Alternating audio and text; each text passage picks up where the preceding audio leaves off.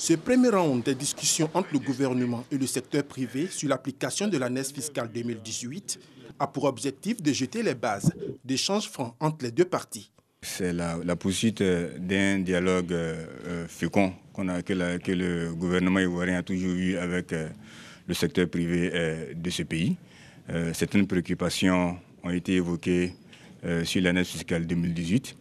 Je crois que c'est tout à fait normal qu'à partir du fait de certaines lois qui ont été prises sur le secteur privé, le sentiment qu'on peut faire les choses autrement ou mieux, c'est tout à fait normal que nous ayons une discussion pour approfondir un peu les choses et voir comment est-ce qu'ensemble on peut aider à une meilleure création de richesses dans ces pays pour le bien-être des Ivoiriens. Pour le secteur privé, cette démarche de l'administration publique est salutaire. Nous nous réjouissons de cette rencontre-là, qui est la preuve de la qualité du partenariat qui existe en Côte d'Ivoire entre l'État et le secteur privé.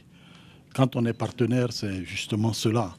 On peut avoir des incompréhensions, on peut avoir des malentendus, mais quand on est partenaire, on se retrouve autour de la table pour discuter de ces incompréhensions, de ces malentendus. Donc, nous nous sommes retrouvés autour de la table. Ce sont des sujets techniques et nous allons travailler avec le gouvernement.